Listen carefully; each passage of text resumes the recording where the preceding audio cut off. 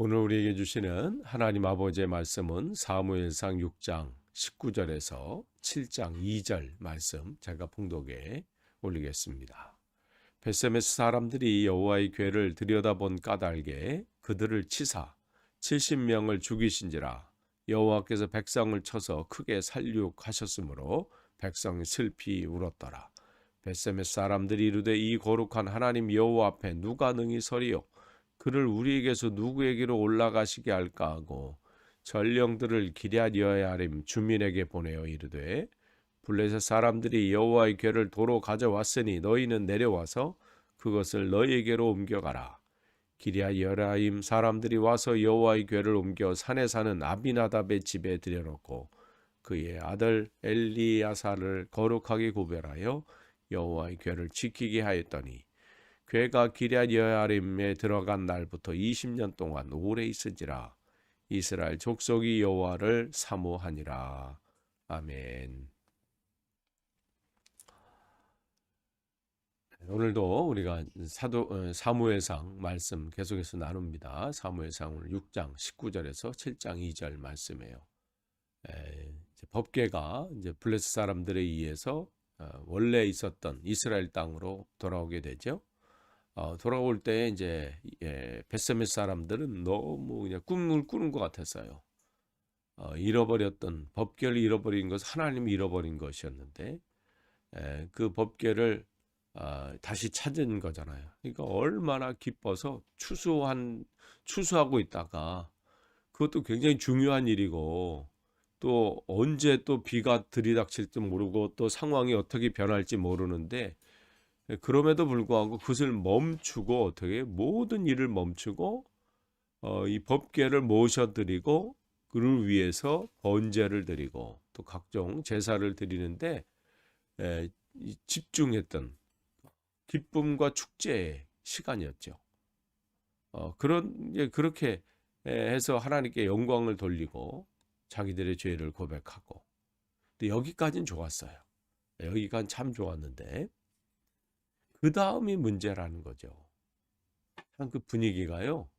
처음에 뭐 조마조마했다가 분위기가 이제 무르익고 뭐 분위기가 좋고 그러면 선을 넘을 때가 있어요. 참 우리 인간 관계에서도 그렇잖아요. 처음에 뭐 서먹서먹하고 뭐 이럴 때는 뭐 잘 예의도 지키고 뭐 이렇게 하다가 친해졌다 싶으면 또 분위기가 뭐 이렇게 하면 어떻게 돼요? 그 선을 넘어요. 이 정도는 괜찮겠지. 문제는 그때 문제더라고요. 그러니까 늘 어떻게 해요? 생각을 해야 되는 거예요. 내가 이거 지금 이 말을 해도 되는지 또 이 행동을 해도 되는지. 근데 그것을 지금 가르쳐 주는 사람이 없는 거죠. 그러니까 어떻게 해요? 이 벳세메스 사람들이 법궤를 들여다본 거예요. 물론 이들 안에서 뭐 이 법궤를 지금 블레셋 사람들이 가지고 왔으니까 그 안에 이 십계명은 제대로 있는지 뭐 그거에 대한 뭐 궁금증도 있었겠고 또 염려도 있었겠고 또 호기심도 있었을 거예요. 그 안에는 과연 진짜 우리가 듣던 대로 그게 있나? 그들이 언제 이런 기회를 맛보겠어요? 평생에 이거는 뭐 죽었다 깨나도 이렇게 할 수 없는 그런 상황이잖아요. 근데 이 들여본 까닭에 하나님께서 70명을 치신 그러한 일들이 일어나게 되는 거예요. 그야말로 축제 분위기가 찬물을 끼얹지 못해 지금 재앙으로 블레셋에서 있었던 그 재앙이 그대로 옮겨온 듯한 그 소문이 왜 없었겠어요? 이 사람 이 근처에 살았으니까 블레셋에 그러한 법궤로 인해서 그러한 재앙이 있었다. 그래서 지금 돌고 있다. 그 얘기를 왜 들었겠죠. 그런데 지금 그 재앙이 자기에게도 온 거니까 이들이 어떻게 해요? 빨리 여기서 우리에게 이거 감당 못한다. 빨리 이걸 치워버려라. 이렇게 되는 거죠. 그래서 어떻게 해요? 기럇 여야림 주민에게. 그러니까 거기는 이제 이 베세메스보다 조금 더 위쪽에 있는 곳입니다. 그러니까 거기서 내려와서 이것을 옮겨가라. 지금 원래는 이제 법궤가 실로에 있었잖아요. 지금 뺏기기 전에. 근데 블레셋과의 전투에서 그 법궤가 있었던 그곳은 지금 이제 이 무너지고 그러니까 지금 지금 이것을 어떻게 할지 이제 감당할 곳이 바로 이제 기럇 여야림에 있었던 것 같아요. 그러니까 그곳에서 이제 사람들을 불러서 그걸 이렇게 가져가라 이렇게 말을 하는 것이죠. 근데 여기서 보면 참 우리가 이 호기심이라는 게 참 문제예요. 하나님께서 성경에 먹지 말라, 보지 말라, 만지지 말라 이렇게 하나님께서 특별히 구별해서 말씀하신 것들이 있어요. 거기에는 하나님의 그 뜻과 하나님의 이 섭리하심이 다 있어요. 그런데도 참 그 호기심이라는 거, 그 선악과도 마찬가지잖아요. 우리를 보호하기 위해 하신 거거든요. 근데 호기심, 저것을 먹으면 하나님처럼 된다. 아니 이 세상에 어떤 것을 먹는다고 하나님처럼 되는 게 어딨나요? 그런데 우리는 참 잘 속아. 뭐 저렇게 되면 이렇게 되지 않을까? 세상의 광고도 그렇게 우리를 속이잖아요. 얼마나 거대하게 포장해서 그럴듯하게. 그러니까 그걸 계속 듣다 보면 보다 보면 어떻게 해요? 거기에 이제 푹 빠져버리는 거죠. 하나님께서 계속해서 그 말씀하셨는데도 먹지 말라, 만지지 말라, 보지 말라. 그런데도 그 호기심이 발동해서 그 호기심이 심각 더 깊어지면 욕망이 되고 그렇게 해서 중독이 되잖아요. 저 다른 남자는 좀 어떨까? 저 다른 여자들은 좀 어떨까? 분명히 하나님께서 말씀하셨음에도 불구하고 성물은 만지는 것이 아니다. 법궤를 포함한 모든 것들 그렇게 말씀하셨는데도 이들은 그것을 보게 되는 거죠. 왜 그래요? 이 사람들보다 더 큰 문제는 뭐냐면 지금 그 제사를 집례하고 거기 있었던 레위인들이에요. 그들이 그렇게 하면 말렸어야 되고 또한 그 다음에 빨리 하나님께 회개하고 돌이키도록 해야 되는데 그냥 방관하는 거죠. 그들이 어떤 길을 가든 어떤 상황에 있든 그냥 그렇게 쳐다만 보고 있는 거예요. 그러면서 이렇게 죽게 되자 뭐 그럴 수도 있어. 그렇게 말할 수도 있어요. 거봐 내가 그럴 줄 알았어. 뭐 이렇게. 그러니까 이 시대의 영적인 상황들을 분명하게 보여주죠. 말씀이 희귀하고 흔히 이상이 보이지 않는 사무엘상 3장 1절에 지금 현재의 영적인 상태, 말씀을 가르치는 자도 없고 또 말씀을 듣는 자도 없고 자기 기분대로, 즉 분위기대로 그렇게 지금 행하고 있는 거예요. 그러면서 문제가 생기면 어떻게 해요? 하나님 때문에 이렇게 되는 거예요. 상황이 이렇게 되면 어떻게 하나님을 섬기나? 이렇게 하나님만 오히려 원망하고 있죠. 그러면서 법궤를 지금 옮겨가라고 하는 거예요.